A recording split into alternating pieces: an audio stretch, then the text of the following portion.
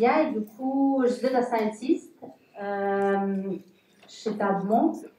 Aujourd'hui, je vais vous parler de deep learning avec Spark. J'imagine que la plupart d'entre vous a déjà entendu de Spark. Qui ne connaît pas qu'est-ce que c'est Spark?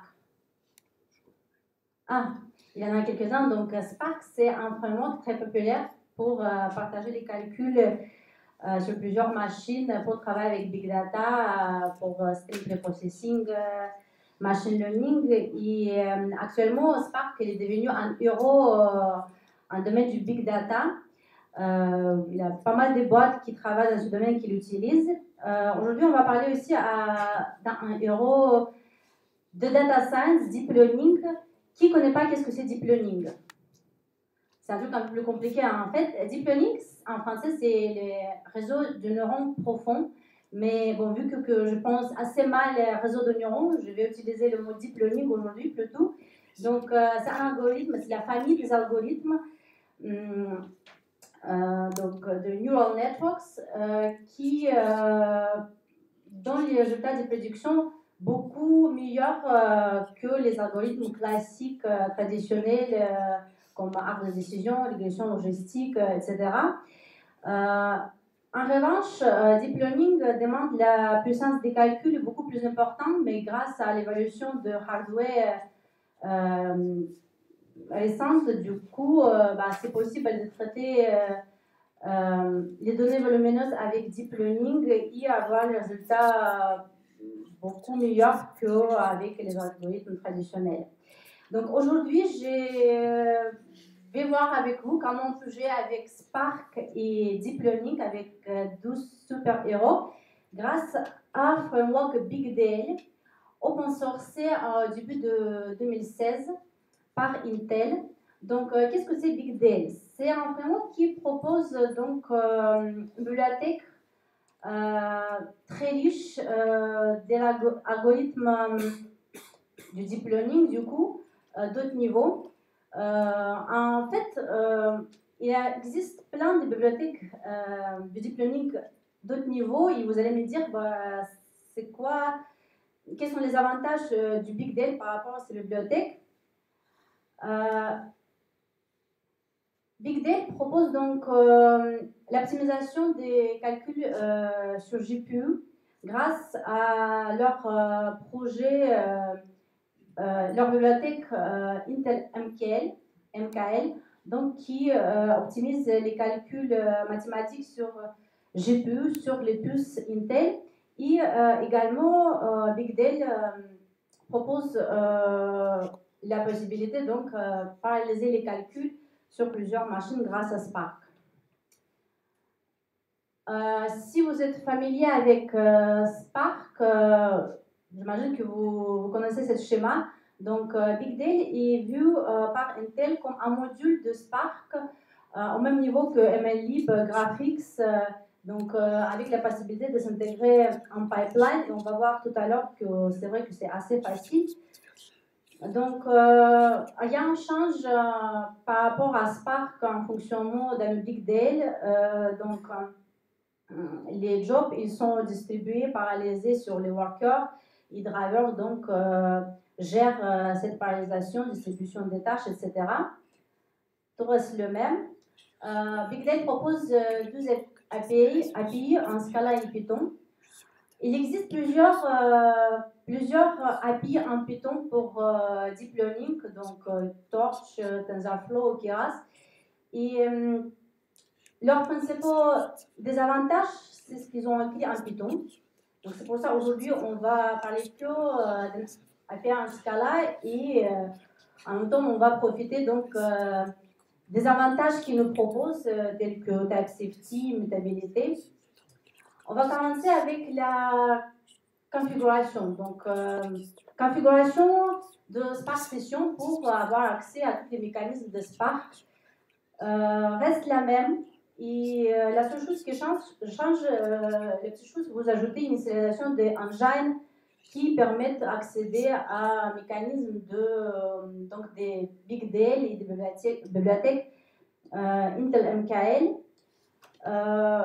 ça permet de vous donc avoir dans un même workflow les différents process de stream preprocessing, de machine learning traditionnel en Spark et du deep learning en Big Data.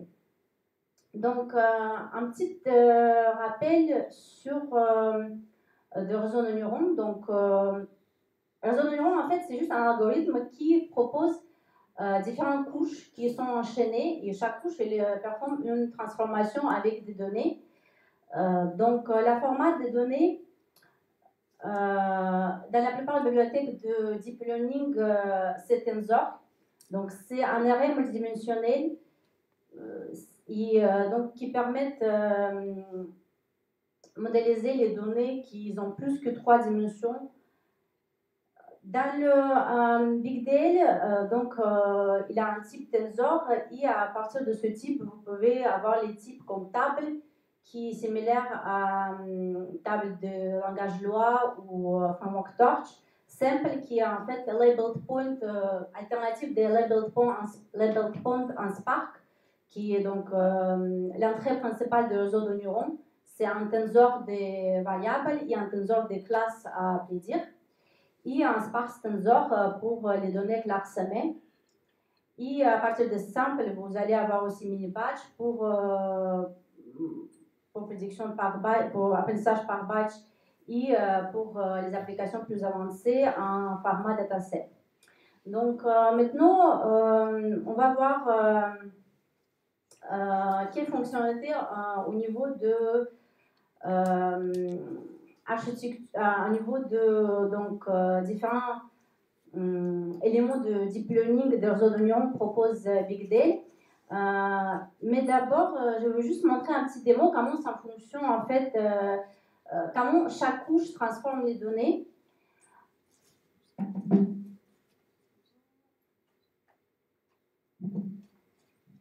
Donc vous voyez que là on a les données en forme spirale et on ne peut pas les séparer avec une droite.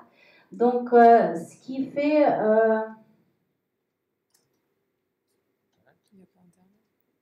normalement ici on a 3G, mais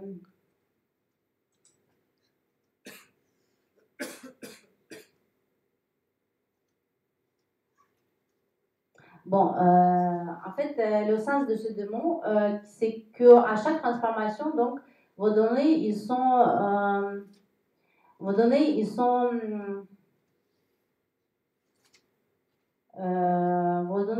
voilà, ça c'est plutôt ce que je dois faire.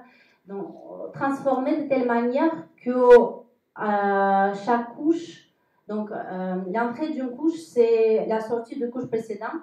Et donc, avec chaque transformation, vous arrivez à obtenir les données qui sont séparables par une droite. Voilà. Et donc, pour arriver à votre objectif, donc transformer les données par une droite le plus rapidement possible, c'est ou transformer les données qui sont très complexes. Et vous avez intérêt à avoir beaucoup de couches et beaucoup de couches de types différents. Et donc, dans le Big Data, vous allez trouver plus que 100 types de couches. Donc, c'est assez pratique. Vous allez pouvoir effectuer les transformations vraiment assez complexes et faire les réseaux de neurones assez complexes. Donc, comment ça se passe l'apprentissage par backpropagation? À la fin, au premier passage de votre réseau de neurones, vous allez avoir un résultat qui va bien sûr être différent de votre ground truth, donc de votre résultat réel. Et cette erreur, vous allez passer à l'arrière, aux couches précédentes, et en changeant et adaptant les poids de vos neurones. Et de telle manière, vous allez améliorer les poids et avoir le meilleur résultat. Les erreurs, vous pouvez calculer de manière différente. Donc, en Big Data, vous avez plus de 30 manières de calculer ces erreurs. Et pour effectuer cette backpropagation, vous avez les algorithmes les plus populaires de gradient descent. Bon, on va maintenant prédire quelque chose. Donc, le cas concret que j'ai pris, c'est en fait les messages de Channel Emploi, de Slack, communauté. Bah, en fait, on a les règles un peu strictes sur ce channel pour pouvoir empêcher les méchants SS2I de récupérer les gens de talent. Et bah, souvent, parmi vous, il y en a plusieurs qui, du coup, qui interviennent pour corriger les messages qui sont rédigés pas bien. Donc, l'idée, c'est d'avoir, de pouvoir détecter donc, les messages qui sont rédigés mal. Bon, c'est pour ça que j'ai récupéré certains messages de Slack et après les offres de recrutement d'Internet en français. Et je les labellisé en 3 types, donc good, more or less ou bad.